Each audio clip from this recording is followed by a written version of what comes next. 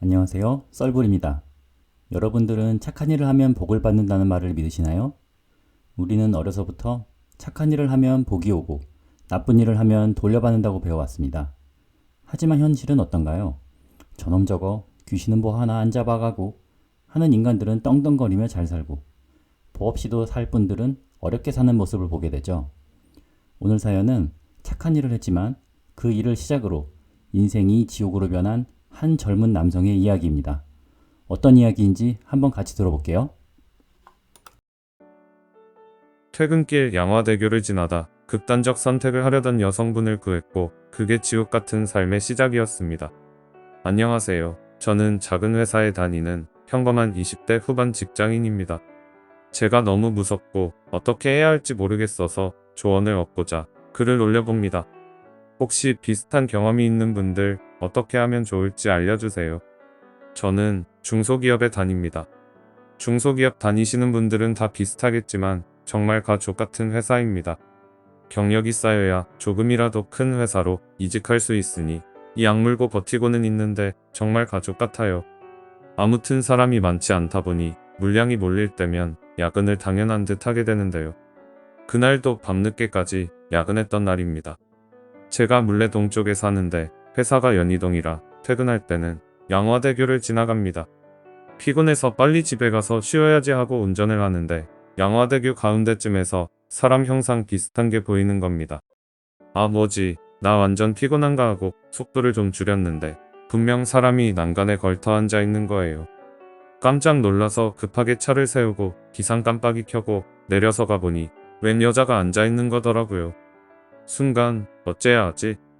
119 일일이. 그런데 출동하는 중간에 뛰어내리면 어쩌지? 진짜 5만 가지 생각이 다 들던 순간 저도 모르게 저기 하고 불렀습니다.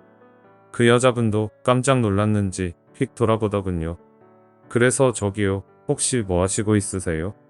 위험하니까 일단 좀 내려오세요 했더니 무시하고 대답 없이 계속 방 쪽만 쳐다봤어요. 어쩌지 하다가 다시 저기 무슨 일인지는 모르겠는데 일단 지금 뛰어도 제가 벌써 신고해서 금방 구조될 거예요. 못 죽으니까 일단 내려옵시다 하고 설득했습니다. 물론 아직 신고는 안 했었습니다. 그 이야기를 듣더니 제 쪽으로 고개를 돌리고는 너무 힘들어요 하고 울기 시작하더군요. 그래서 천천히 다가가서 일단 팔부터 잡고 다리 안쪽으로 끌어당겼습니다. 술 냄새가 엄청 나더라고요. 얼굴도 화장이 눈물로 범벅이 되어서 엉망진창이었고요. 다행히 큰 저항 없이 아래로 내려와서 집이 어디시냐, 일단 진정하시고 제가 집까지 데려다 줄 테니 일단 제 차에 타시라고 했습니다. 다행히 술 취해서 충동적으로 벌인 일이라 순순히 따라오더군요. 그래서 집이 어디냐 했더니 당산 쪽이랍니다. 저도 그 근처 사니까 집 앞까지 태워주겠다, 일단 타시라 하고 양화대교를 무사히 건너왔습니다. 그리고 집 앞쪽에 주차를 해놓고 아무리 힘들어도 가족 생각해서 그러지 마시고 혹시 또 그런 생각이 들면 제가 이야기 다 들어드릴 테니 저한테 연락하시라, 저 이상한 사람 아니다 하고 연락처를 찍어줬습니다. 피곤한 날이었는데 정신이 번쩍 들어 그날 새벽까지 뒤척이다 겨우 일어나 또 출근했고요. 그렇게 2주 정도 아무 일 없이 그냥 일상이 다시 시작되었습니다. 그날 밤 일이 마치 꿈처럼 느껴지기도 했고요. 무소식이 희소식이라고 다시 정신 차리고 잘 사시겠지 하고 그냥 특이한 경험으로 남을 것 같은 그런 에피소드였습니다. 그런데 2주째 되던 날 모르는 사람이 카톡을 보냈습니다. 안녕하세요. 혹시 기억하시죠? 그때 그 양화대교. 혹시 시간 되시면 저녁 식사 대접해드려도 될까요? 그날 제가 너무 민폐를 끼친 것 같아서 이제야 마음이 좀 안정되어서 늦게나마 연락드렸어요. 부담 갖지 않으셔도 되니까 편하실 때 알려주세요 하더군요. 그래도 살아계시니 다행이다 싶어서 평일은 야근이만 와서 힘드니 토요일 밤에 영등포 쪽에서 만나기로 했습니다. 그렇게 토요일이 되었고 약속 장소로 가서 그녀를 기다렸습니다. 저 도착했어요 하고 카톡이 와서 둘러보는데 누군지 모르겠어서 두리번거리고 있으니 누가든 뒤에서 어깨를 톡톡 하고 건드렸습니다. 돌아보니 꽤 이쁘장한 아가씨가 싱긋 웃고 있더군요. 양화대교 맞죠? 그땐 정말 죄송하고 감사했어요. 하고 첫인사를 하더군요. 그날은 어둡기도 했고 눈물에 화장이 번진 얼굴을 봐서 몰랐는데 한눈에 봐도 미인이었습니다. 전 당황해서 그때랑 좀 다르신 것 같은데 하면서 멋쩍게 웃었습니다. 그렇게 그녀와 제대로 처음 대면했고 밥을 산다 하여 근처 식당으로 들어갔습니다. 거기서 술도 한잔하면서 자기가 왜 거기에 있었는지 어떻게 살아왔는지 주저리 늘어놓더군요. 그녀는 26살이고 요리를 좋아해서 셰프가 되고 싶다는 꿈을 안고 지방에서 올라왔다고 했습니다. 지방대 조리학과를 나와서 서울에 있는 이탈리안 레스토랑에 들어갔는데 일이 정말 힘들었다고 하네요. 그때 우울증이 와서 약을 먹기 시작했고 동시에 스트레스를 풀려고 맛집들을 찾아다니며 음식을 먹고 인스타에 올렸는데 인스타그램 팔로워 수가 점점 늘어나 10만 명까지 늘었고 그쯤 되니 식당들에서 자기들 식당 홍보해달라고 요청이 오더래요. 그래서 게시글 하나 올려주는데 얼마씩 받고 올려주다 보니 어느 순간 식당에서 일하는 것보다 더 수입이 커지더라는 겁니다. 그래서 너무 힘들기도 하고 돈도 안 되니까 셰프의 꿈은 접고 인스타 광고를 하며 지내고 있었대요.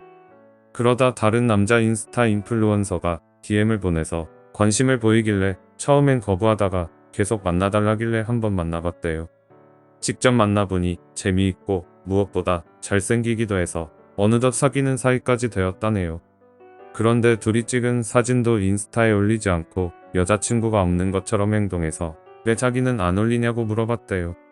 그랬더니 자기는 여자친구 있는 거 밝히면 인스타 광고하는데 문제가 생긴다고 계속 비밀로 해야 한다는 거예요.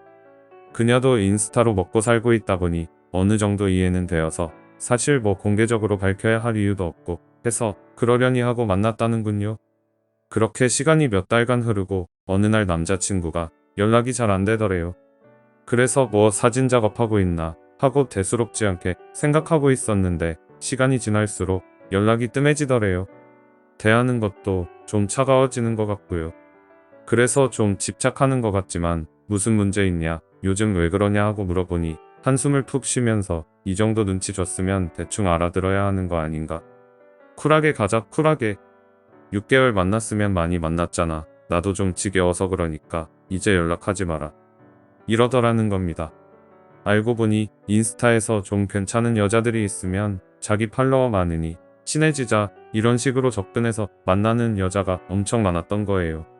그녀도 그중 하나였던 것뿐이고 처음엔 그녀 위주로 만나다 지겨워지니 다른 여자로 갈아탔다네요. 그녀는 짧은 시간이었지만 깊게 사랑했고 또 타지에 나와 홀로 살다 보니 기대는 부분도 많았었나 봐요. 그래서 그렇게 이별 통보를 받고 다시 우울증도 심해지고 해서 홍대에서 술을 마시다 집으로 걸어가는 길에 욱하는 마음에 뛰어내릴까 하는 충동이 왔더랍니다. 저는 그 이야기를 들으며 남자가 그놈 하나밖에 없는 것도 아니고 헤어진 게 다행이지 결혼했어 봐라 이혼녀 되는 거였다 하며 위로를 건넸고 그녀도 이제 그런 놈 다 잊었다고 앞으로는 자살 같은 거 생각 안 할 거라고 했습니다. 그렇게 저녁을 얻어먹고 같은 동네에 사니까 자주 보자고 하고 헤어지게 되었습니다. 그 이후 우리는 동네 아는 오빠 동생처럼 자주 만나서 밥도 먹고 산책도 하고 어찌 보면 썸 아닌 썸을 타게 되었습니다. 솔직한 심정으로 저는 여자로 느껴지기는 했지만 인스타 인플루언서라니 뭔가 나랑 다른 세계에 사는 사람 같아서 쉽사리 다가가기 어려웠어요. 저를 어떻게 생각하는지도 모르겠었고요. 그렇게 3달 정도를 만났는데 어느 날 술을 한잔 하자고 하더군요. 기분 좋게 이자카야에 앉아 사케를 마시는데 그녀가 이러는 겁니다. 오빠 나 별로야? 내가 계속 신호를 주는데 3달째 썸만 타는 거 너무하는 거 아니야? 저는 당황해서 무슨 소리야? 네가 왜 별로야? 엄청 예쁘고 매력적인데 하고 멋쩍게 웃었습니다. 그런데 왜 사귀자고 안 해? 너무해. 제 걱정 중 하나인 그녀가 절 어떻게 생각하는지가 해결된 거죠. 그래서 바로 나도 너 좋고 그동안 내가 너무 모자란 것 같아 고백하기 쉽지 않았다고 말해줬고 그날부터 우린 사귀기로 했습니다. 날아갈 것 같이 기뻤어요. 꿈이 아닐까 할 정도로 날아갈 것 같았습니다. 우리는 이제 같이 여행도 가고 영화도 보고 보통의 연인들처럼 즐거운 나날을 보내게 되었습니다. 제 자취방에도 와서 같이 밥도 해먹고 신혼부부처럼 재미있게 지냈지요. 그런데 어느 순간부터였을까요? 연락하는 거에 대해 여자친구가 예민하게 굴기 시작했습니다. 카톡 답장이 1분이라도 지나서 오면 오빠 바빴어? 왜 바로 대답 안 해? 이런 식으로 저를 추궁하기 시작했어요. 처음엔 잠깐 회사 일이 바빠서 못 봤어. 다음부턴 바로 답장할게 히읗 이렇게 이야기하면 알았다 하고 넘어갔습니다. 그런데 시간이 지날수록 화내는 강도가 심해지기 시작했어요. 내가 빨리 답장하라 했지? 누구랑 있어? 여자랑 있는 거 아니야? 이렇게 반응을 하기 시작하더니 어떤 때는 회사 일 때문에 30분 동안 카톡 확인을 안 했다고 회사로 찾아오는 일도 생겼습니다.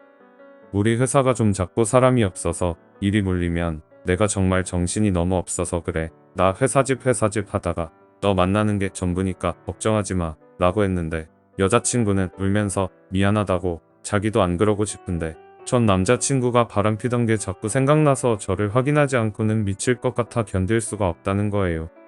전 절대 그러지 않을 거라고 안심을 시켜줬습니다. 이렇게 잘 수습이 된 것 같은데 하루는 제가 금요일 밤에 야근을 하게 되었습니다.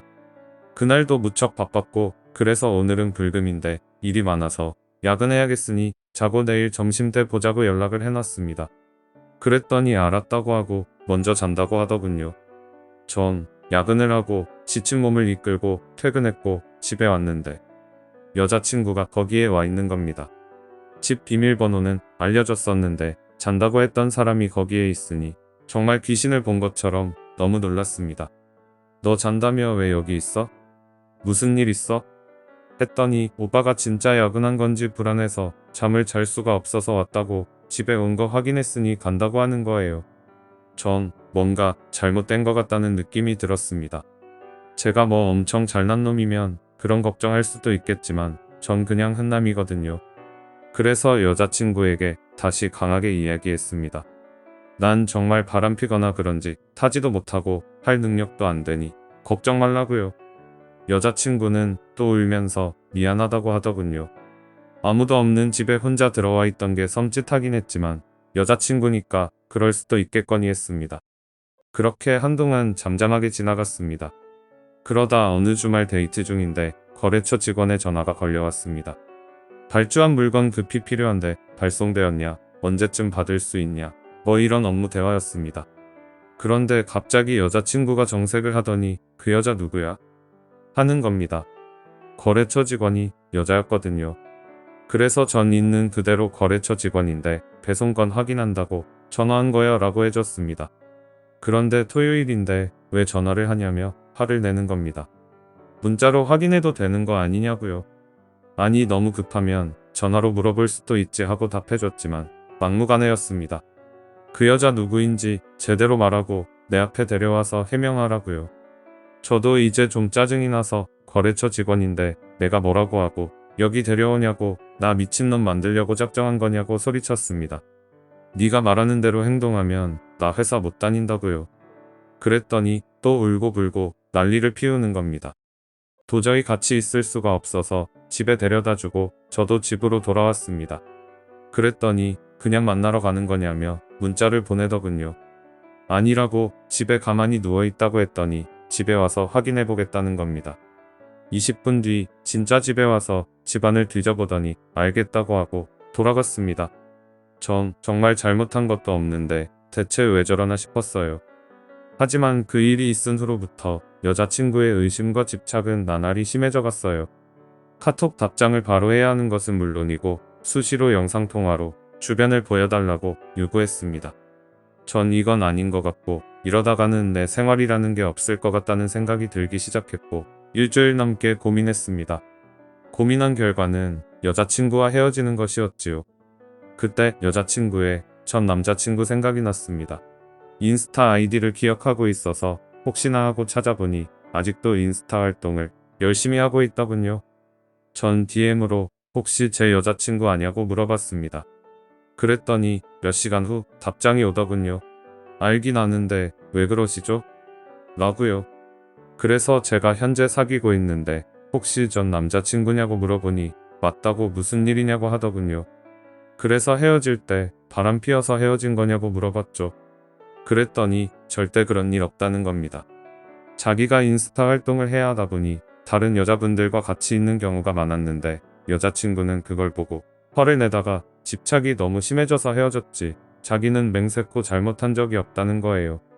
앞뒤를 잘 맞춰보니 여자친구는 남자친구에 대한 집착이 점점 커지는 거고 그게 저와 사귈 때도 똑같이 반복되었던 겁니다.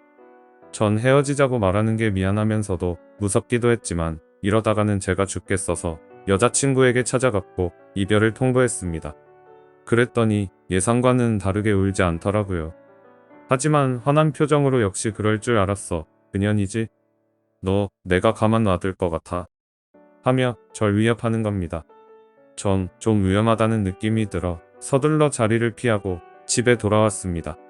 집에 돌아오니 카톡 폭탄이 와 있더군요. 너도 역시 똑같은 놈이다. 어떤 년인지 알아내서 가만 안 두겠다. 네 집 비밀번호 내가 알고 있다. 이런 내용이었습니다. 전 너무 무서워서 일단 카톡 차단을 하고 짐을 챙겨 친구 집으로 갔습니다.